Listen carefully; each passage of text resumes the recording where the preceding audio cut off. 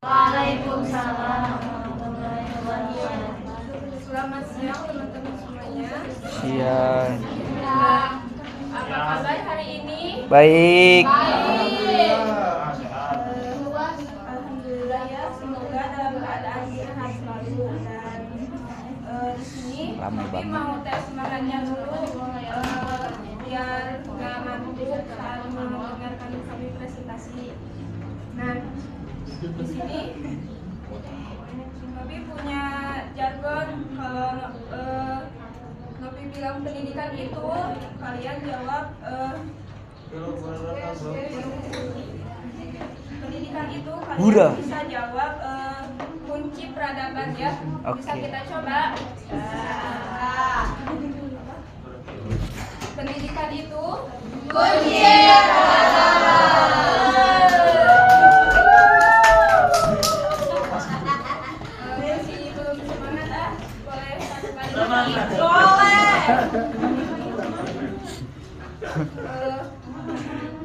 Pendidikan itu beradaban.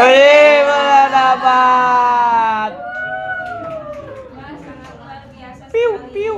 Iya dong. Langsung saja di sini.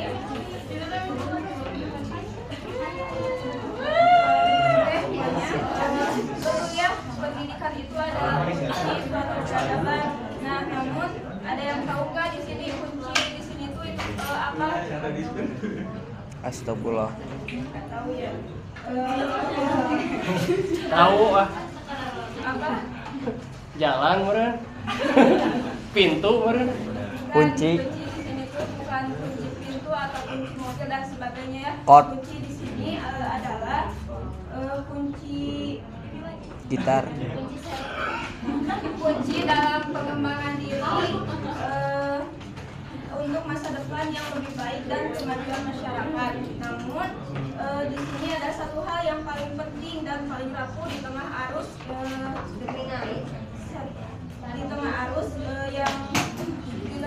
globalisasi, yaitu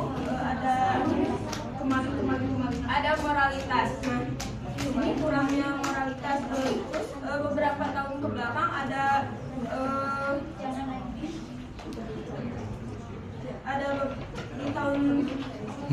beberapa tahun ke belakang ada berita yang muncul, yaitu di TV, di radio dan sebagainya tentang pergaulan bebas, tentang korupsi atau tentang perlindungan dan sebagainya yang seakan menjadi santapan sehari-hari, seolah-olah kita hidup di zaman di mana moral yang sudah tidak punya harga lagi.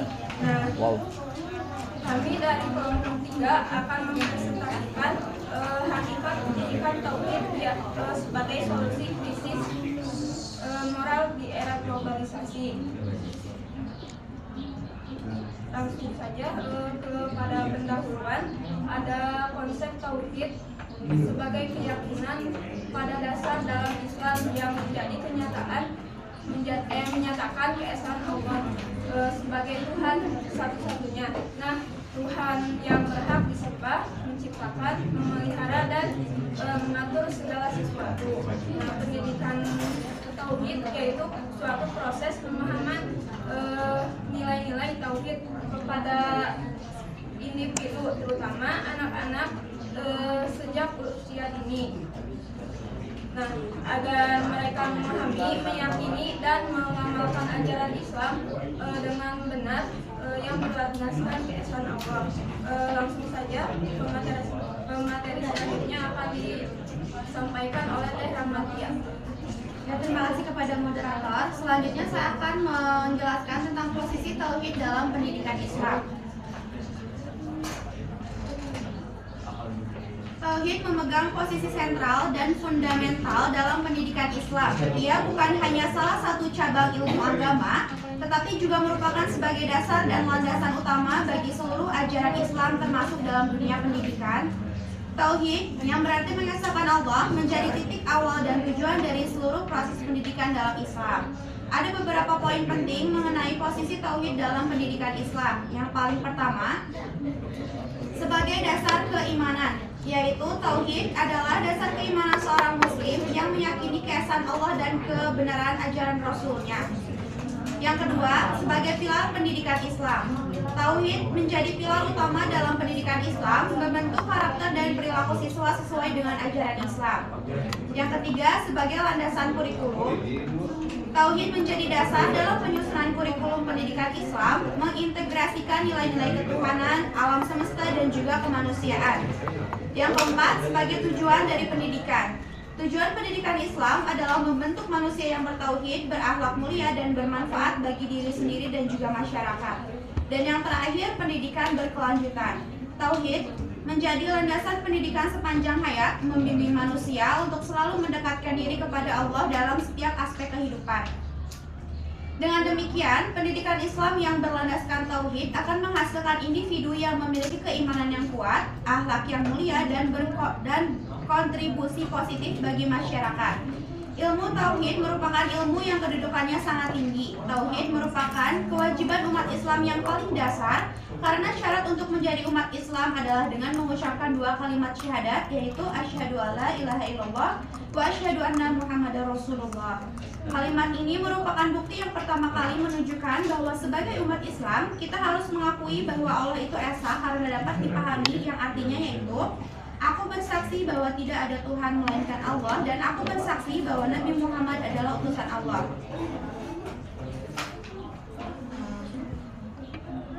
Langsung saja pada dan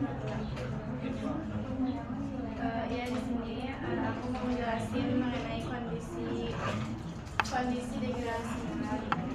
Ini ya, apa sih degradasi? Degradasi itu memiliki arti kemunduran, gitu ya, atau kemerosotan, atau kelemahan, gitu ya, penurunan mengenai mutu moral dan lainnya. Degradasi merupakan bentuk melemahnya suatu nilai budaya yang dimiliki oleh sekelompok masyarakat yang mengarah pada terbentuknya, gitu ya, berbenturan pada budaya baru. Sedangkan moral adalah perilaku yang memiliki kesesuaian dengan aturan yang berlaku di masyarakat. Jadi secara keseluruhan itu degradasi memiliki arti dimaknai juga sebagai perilaku individu atau sekelompok yang dianggap sebagai penurunan. Artinya mah degradasi itu penurunan moral, gitu ya, nilai atau moral masyarakat, ya, atau suatu kelompok gitu. Jadi sebagai sebuah kemunduran nilai dan perilaku moral, degradasi moral juga tentu memiliki dampak yang cukup berpengaruh pada kehidupan manusia. Namun sebelum itu, menurut Thomas Lichkona ada 10 tindakan gitu yang menggambarkan degradasi moral pada manusia, gitu. Antara lain yang satu ada di dampaknya. Jadi dampak degradasi moral itu ada berbagai dampaknya, gitu. Yang pertama ditimbulkan karena mengancam moral negara Indonesia, seperti halnya pada bidang pemberitaan, gitu ya. Degradasi moral dapat ditimbulkan kericuhan pada bidang pemberitaan, gitu, karena berpotensi menciptakan tindakan penipuan atau penyebaran hoax atau fitnah. Terus juga ada faktor degradasi moral. Degradasi moral adalah sebuah kemunduran tadi yang moralitas, kemunduran atau pelemahannya moralitas, gitu ya. Terus kemasannya dapat ditimbulkan, ada beberapa faktornya. Di sini ada 1, 2, 3, 4, 5, 6, 7, 8, 9 faktor ya. Yang kesatu ada tersebar luasnya pandangan duniawi, gitu ya.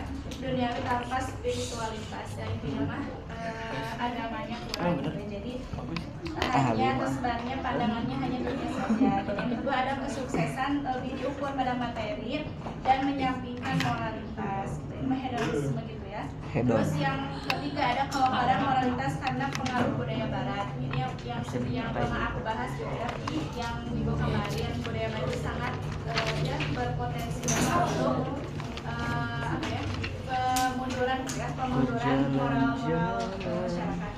Yang keempat ada penawaran budaya global melalui food, fashion, and fun. Ini mah sama ya, ini juga dari barat, gitu ya. Terus yang kelima tingkat persaingan semakin tinggi, terus masyarakat bersifat individualis, jadi masing-masing gitu ya. Terus ada kurangnya peduli kepada lingkungan. Terus yang terakhir keluarga kurang memberikan pengarahan. Terus juga di sini ada definisi degradasi moral. Degradasi. Ya tadinya degradasi moral itu adalah yang melemahnya nilai-nilai budaya yang membentuk kebiasaan dan adat istiadat masyarakat. Terus di sini juga ada contoh kondisi degradasi moral ya. Ini contohnya kayak sekarang ya di kalangan remaja itu kayak tawuran gitu ya, terus balapan liar gitu ya, terus penggunaan narkoba, terus seks bebas serta kehamilan di luar nikah itu salah satu degradasi moral yang ada di lingkungan kita. Dan juga di sini ada kriminalitas ya. Kita udah tahu ya kalau di sini kriminalitas itu banyak gitu ya, ada mencuri gitu ya, pembunuhan atau ini ya yang lagi viral-viral sekarang mah di negara kita itu korupsi ya, itu salah satu degradasi moral gitu, penurunan nilai moral masyarakat. Iya. Di sini juga ada dampak teknologi ya. Nggak bisa dipungkiri sekarang mah dampak teknologi itu dari degradasi moral itu kayak penyebaran ujaran kebencian gitu di media sosial, dan juga ada konten pornografi gitulah. Sekarang mah udah banyak kayak gitu dampak dari degradasi moral tersebut. Terus di sini ada nih ya faktor penyebab degradasi moral itu yang pertama ada misalnya nilai agama. Ini agama sering menjadi sumber nilai moral sehingga melemahnya pegangan pada ajaran agama dapat menyebabkan kehilangan kelemahan hidup ya. Kayak kita juga udah pada tahu ya kalau misalnya agama itu penting banget ya, karena kita kalau umat muslim itu sesuai dengan apa yang Allah perintahkan gitu ya.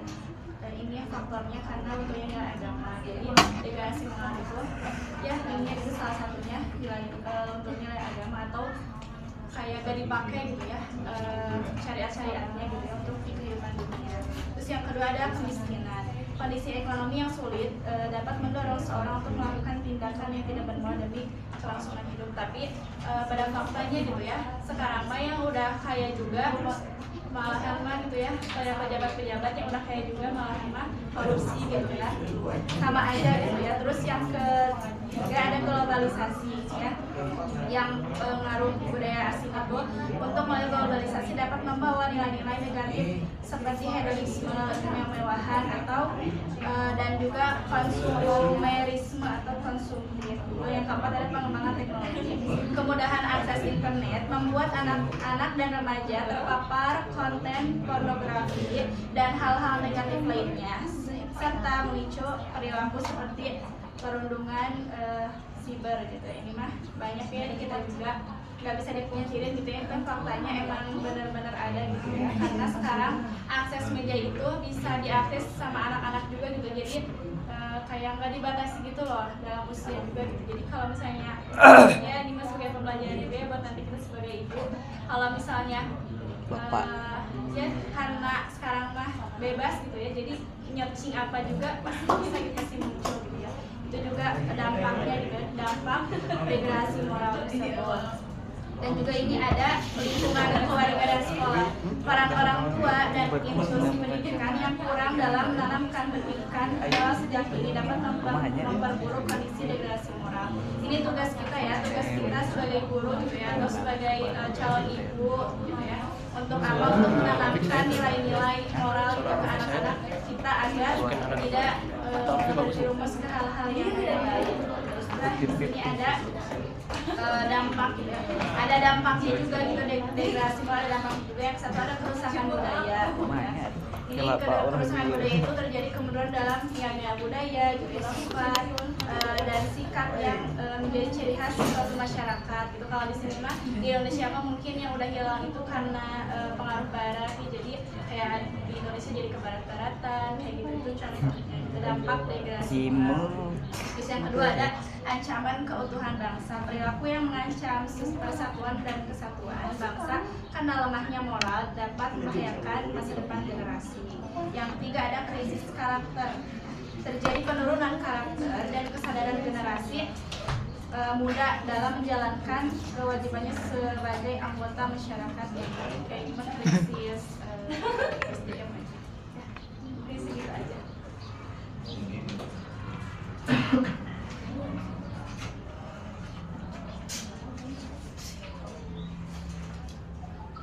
saja pemateri selanjutnya.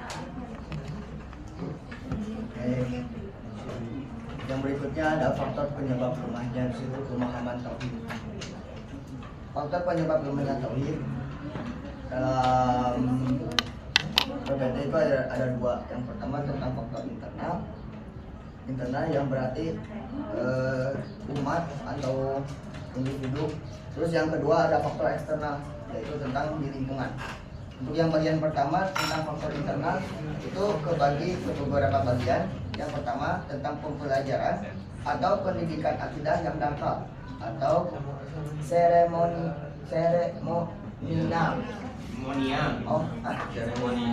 Seremonial. Dalam istilah ini berisi dengan dominan hafalan tanpa adanya pemahaman atau pemaknaan, atau tanpa ada pemaknaan yang kuat dan tanpa adanya pengaitan dengan realita hidup atau di kehidupan nyata.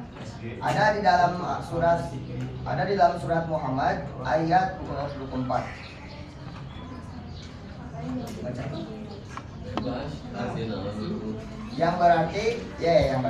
Yang artinya maka tidaklah mereka yang menghayati Al-Quran ataukah hati mereka yang sudah terkunci.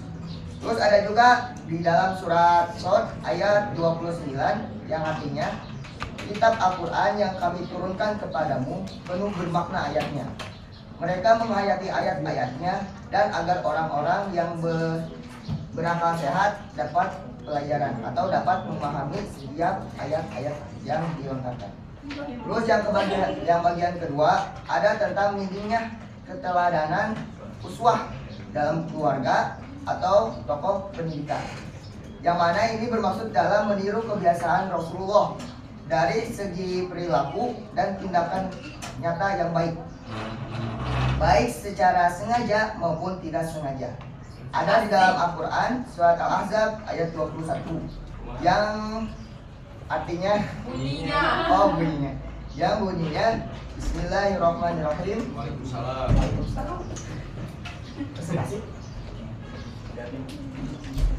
Walaqad kana lakum fi Rasulillahi uswatun hasanah liman kana yarjullaha wal yawmil akhir wa dzakarallaha katsiran. Allah. Yang artinya sesungguhnya telah ada pada diri Rasulullah suri tauladan yang baik bagimu, yaitu bagi orang yang mengharap rahmat Allah dan kedatangan hari kiamat dan banyak yang mengingat Allah. Itu. Terus yang bagian ketiga ada tauhid buta, tauhid yang buta dan fanatisme golongan. Ini bermaksud dalam sikap maupun pandangan seseorang yang sangat ekstrim terhadap satu kaum atau lingkungan, baik dalam segi suku, ideologi ataupun aliran-aliran tertentu. Ada di dalam surat Az-Zumar ayat ke-18 yang artinya yaitu mereka yang mendapatkan perkataan lalu mengikuti apa yang paling baik di antara mereka. Mereka itulah orang-orang yang telah diberi petunjuk oleh Allah, dan mereka lah orang-orang yang mempunyai akal sehat. Terus ada juga di dalam surat Ali Imran ayat ke-109 yang artinya dan milik Allah lah apa yang ada di langit dan apa yang ada di bumi, dan hanya kepada Allah lah segala urusan dikembalikan. Terus yang bagian keempat dari faktor internal itu ada tentang syirik khafi atau riya, putus figur yang tidak disadari. Ini bermaksud dalam kemusyrikan atau persekutuan terhadap Allah yang bersifat tersembunyi atau halus. Ini berkaitan dengan niat dan amalan dari hati. Riya itu seperti kan ingin dipuji, dan sumah juga bisa disebutkan dengan ingin didengarkan. Dan ujub bisa disebut membanggakan diri dan ketergantungan hati pada dunia melebihi Allah. Jadi seakan-akan dunia itu lebih penting daripada Allah. Eta pada inti nama. Terus ayat hadis dari Ahmad Musnad yang berbunyi, sesungguhnya yang paling aku khawatirkan dari kalian adalah syirik. Terus yang kedua, yang di bagian kedua ada tentang faktor eksternal. Faktor eksternal dalam kurung tentang di lingkungan atau arus zaman. Yang pertama ada sekularisme praktis dan relativisme moral. Untuk sekularisme ini bermaksud dalam upaya penolakan terhadap agama dalam urusan-urusan publik seperti pemerintahan, hukum, pendidikan, pendidikan dan tujuan memisahkan ranah agama dan ranah duniawi. Terus yang kedua tentang relativisme moral. Ini bermaksud dalam pandangan filosofis yang menyatakan bahwa standar moral tidak bersifat universal, melainkan relatif terhadap konteks budaya, sosial, atau individu. Dalam Al-Quran, surah Al-Jasiyah ayat ke-23 ada. Terus yang kedua tentang materialisme atau dan konsumerisme.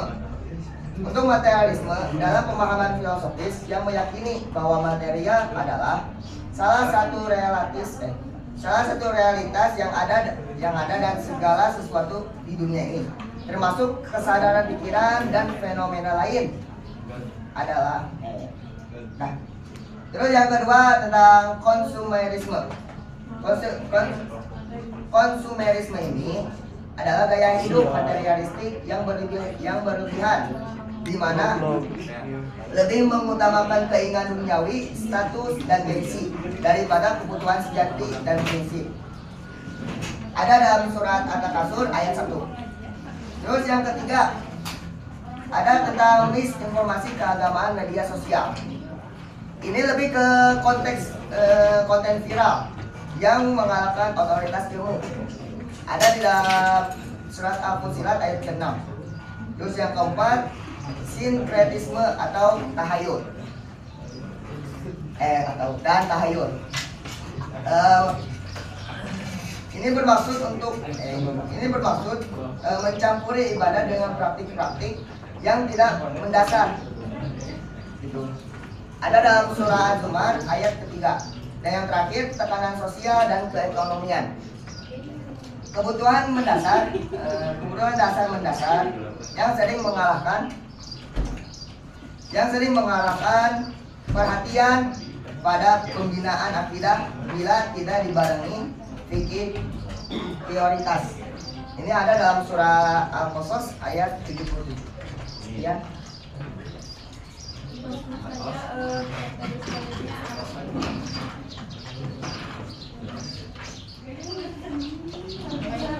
Selanjutnya diperjelas lagi dengan dampak prinsip tauhid di kehidupan sosial. Tadi sudah dijelaskan seperti ada faktor internal dan eksternal. Salah satunya mungkin dari faktor internal dulu ya, itu dari keluarga ataupun individu. Dari situ bisa jadi orang tua kita atau mungkin diri kita itu belum belum seutuhnya mengetahui tentang tauhid atau mungkin akidah.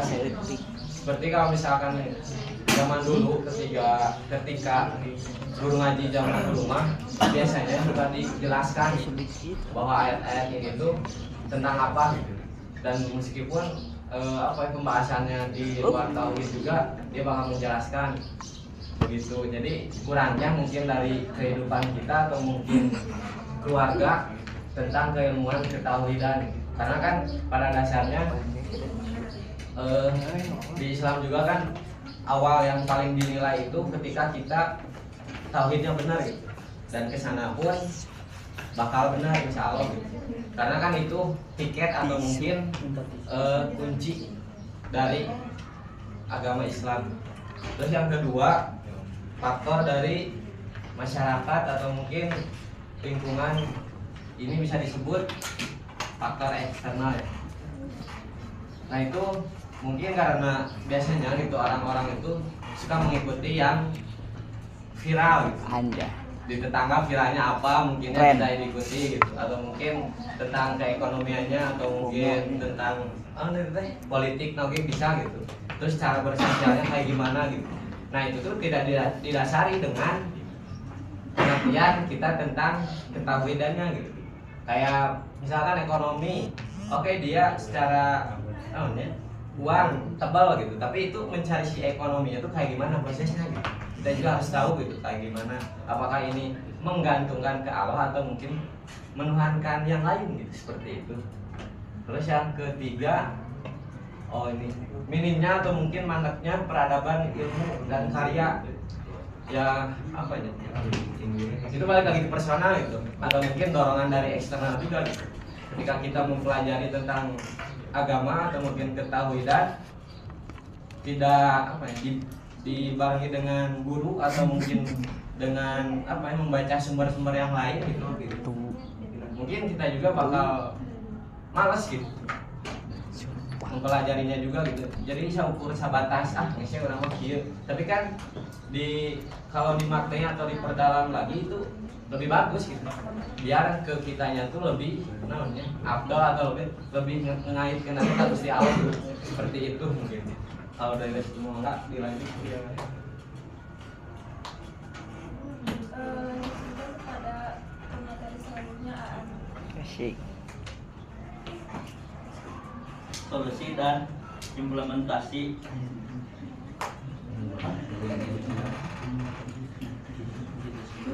Definisi pendidikan tauhid di lembaga pendidikan. Ada 1 jangka pendek, 2 jangka menengah, 3 jangka panjang. Revitalisasi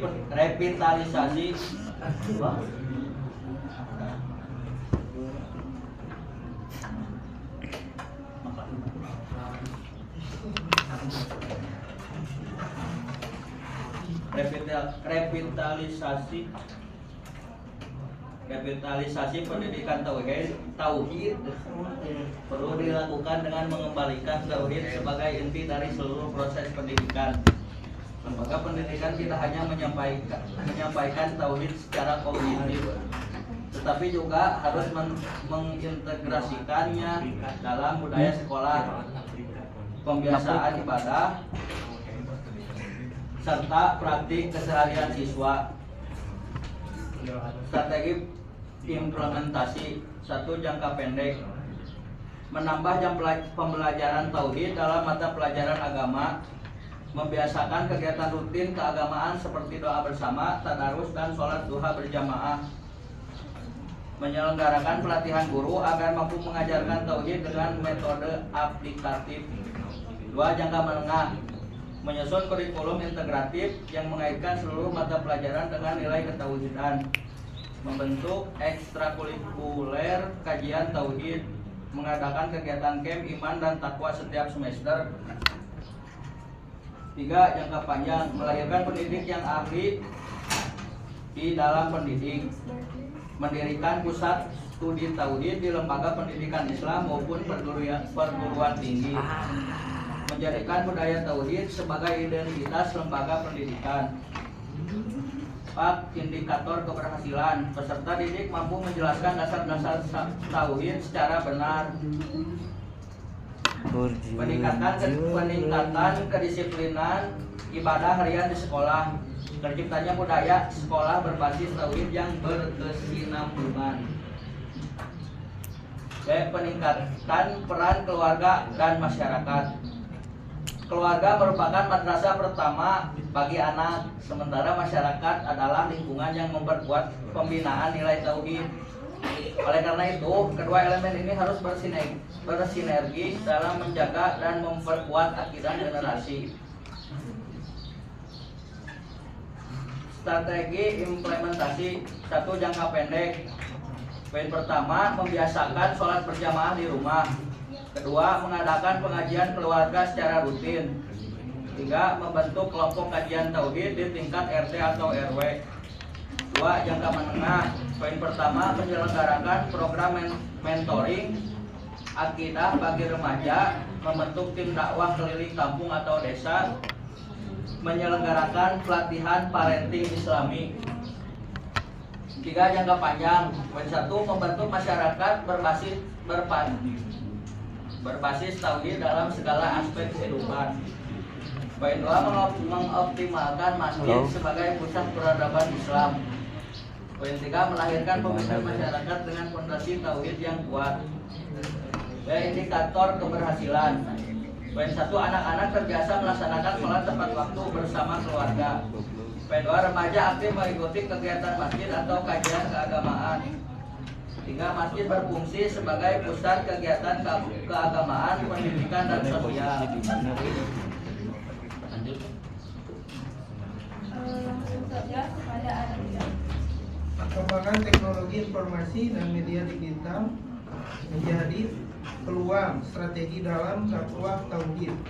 Konten tauhid yang kreatif dan mudah dipahami dapat menjangkau generasi modern secara halus.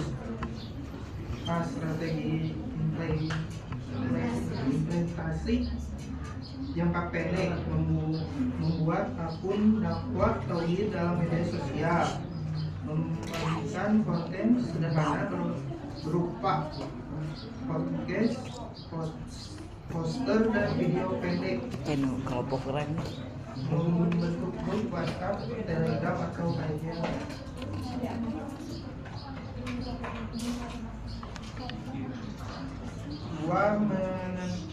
Menengah, membuat podcast dan channel YouTube khusus kajian tauhid, mengembangkan aplikasi Islami sederhana Keris Tauhid, doa harian, membentuk tim kreatif dakwah digital di masjid atau komunitas pemuda. 3, jangka panjang, membangun platform digital besar, aplikasi, website global untuk dakwah tauhid, mencetak influencer Islam yang konsisten menyampaikan pesan tauhid, membentuk komunitas dakwah digital internasional. Indikator keberhasilan, bertambahnya jumlah pengikut akun dakwah tauhid di media sosial, konten tauhid diviralkan dan dapat respon positif dari masyarakat, terbentuknya komunitas dakwah digital yang aktif dan konsisten. Apakah ada yang mau bertanya? Saya mau nanya. Oke. Menurut teman-teman, apa sih tantangan terbesar untuk menerapkan konsep tauhid di sebuah sistem yang udah terbiasa korup? Jadi gimana gitu kita nanamin tauhid itu di sistem yang udah kebiasaan korup? Contohnya kayak gini loh. Misalkan saya mau jadi bupati nih, saya dari partai Restu Singgih misalkan kayak gitu ya. Nah, saya mau jadi gubernur atau jadi bupati itu tuh kan kalau sekarang gitu ya perlu keluar modalnya tuh gede gitu. Saya harus bikin reklame, poster, banner dan lain sebagainya gitu. Nah, otomatis karena duit udah keluar gede itu, biasanya orang pengen balik modal, ya nggak? Nah, banyak orang yang menghalalkan segala cara buat balik modal itu gitu. Nah, berarti dari sisi itu aja penerapan tauhid itu belum benar-benar masuk gitu ke kita semua gitu, ya. Nah, itu gimana gitu caranya menerapkan tauhid di sistem yang udah korup gitu? Soalnya gini, misalkan Arosto nih biasa bersih gitu ya, bersih dalam hidupnya nggak korup, masuk ke lembaga tertentu gitu. Nah, di situ tuh ternyata kok korup misalkan kayak gitu. Arosto punya dua pilihan gitu ya, gabung join jadi koruptor atau keluar dari circle tersebut gitu. Nah, ini gimana nih solusinya gitu? Apakah harus dari atasnya dulu, maksudnya dari yang punya kebijakannya dulu, kayak presiden kayak gitu harus menanamkan tauhid, atau dimulai dari kita yang nggak punya power apa gitu, bisa nggak sih gitu buat ngerubah sistem yang udah korup gitu di pemerintahan itu gitu? Kita siapa sih gitu kan, bisa nggak gitu? Kalau misalkan kita masuk nih Misalkan Ramadhan ini jadi gubernur, bisa nggak sih nanamin tauhid? Misal. Misal nanamin tauhid gitu. Di anak buah Ramadhan udah korup gitu. Anjay. Gimana tuh caranya gitu? Bisa nggak sih gitu? Bareng-bareng. Ditanggung dulu ya. Siap. Ada lagi? Itu yang tidur mau bertanya. Langsung disekam mata. Dia.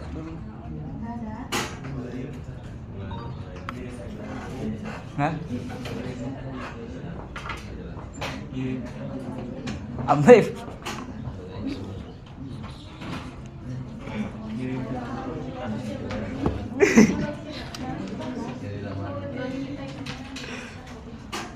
Kadang nu alus-alus puasa di mas.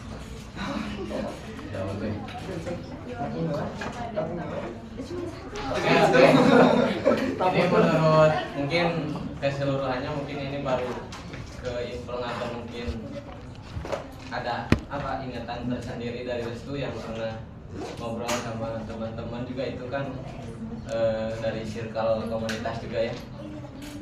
Tapi kalau misalkan masalah yang tadi kalau misalkan jadi gubernur itu kita harus bermodal dulu ya.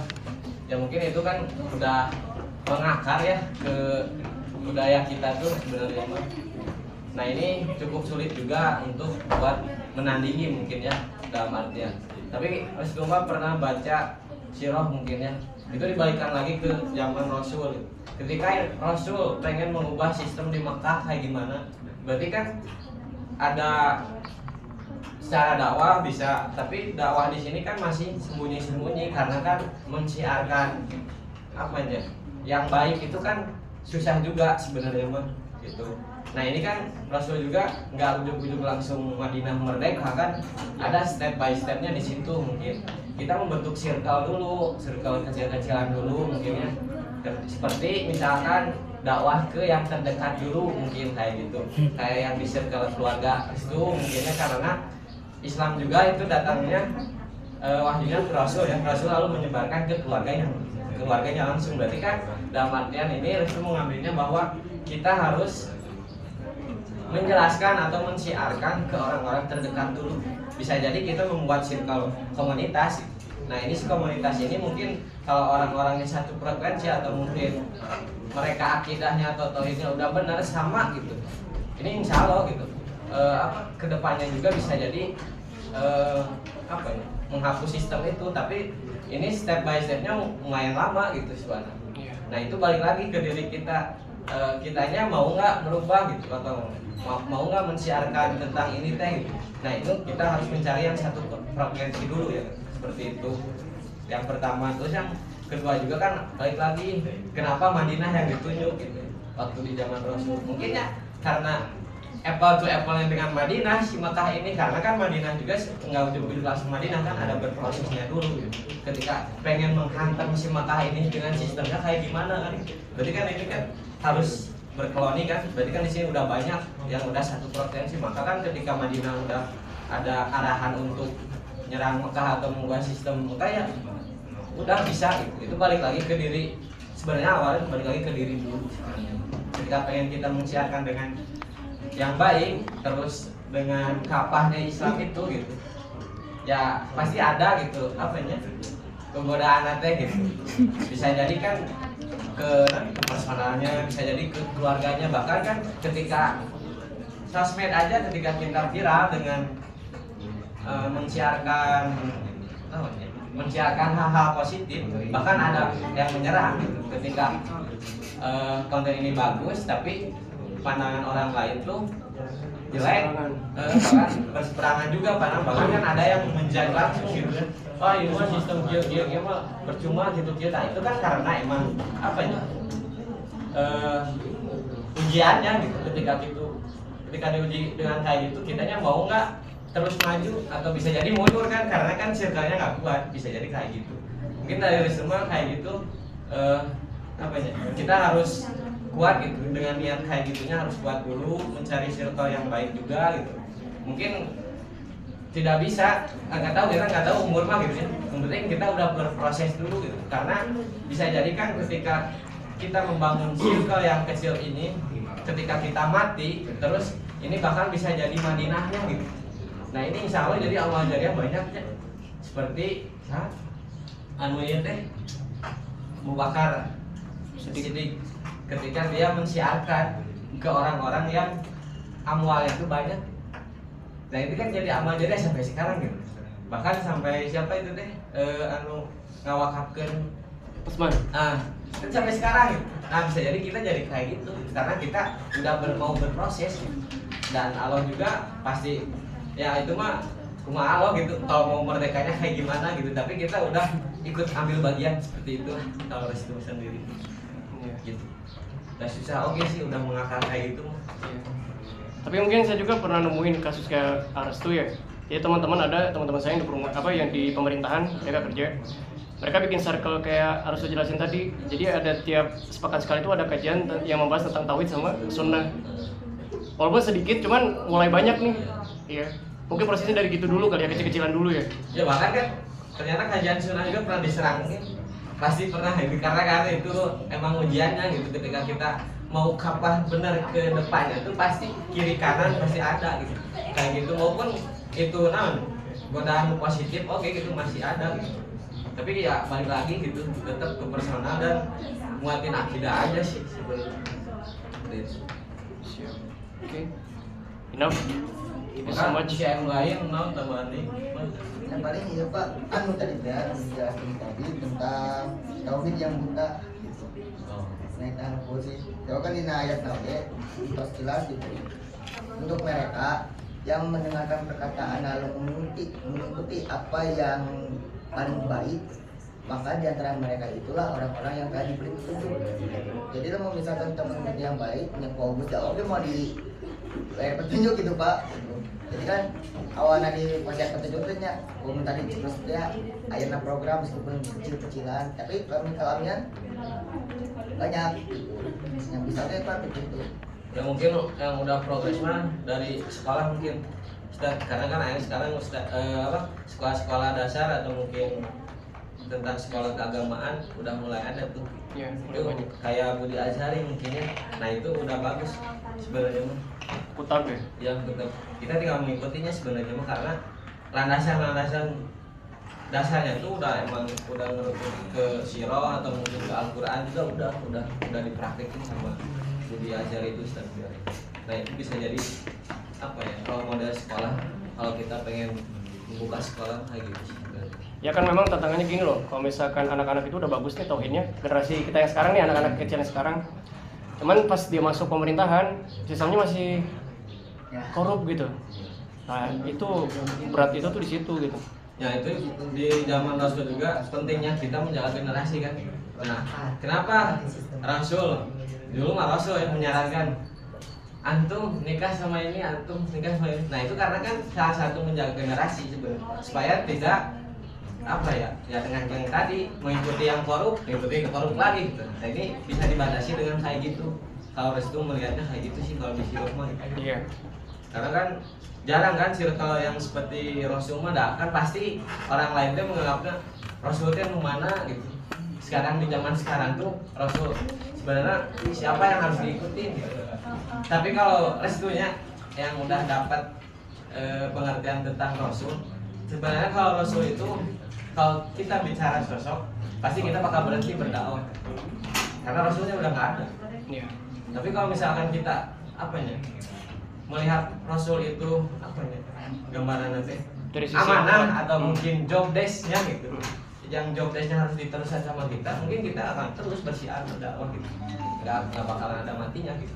Kayak gitu sih. Berarti solusinya kita ngikutin cara Rasulullah SAW dalam berdakwah pelan-pelan gitu ya. Ya. Soalnya kan dari Mekah juga dulunya kan nyembah berhala nih. Ya.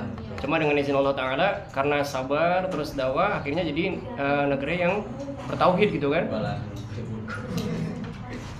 Syukran jazakumullah khairan. Siap.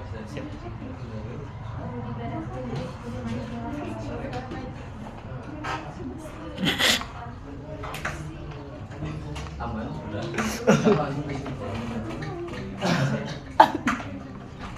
Tahu sih kesimpulan dong. Siapa Parman? Kesimpulan aja. Jadi kesimpulan dari saya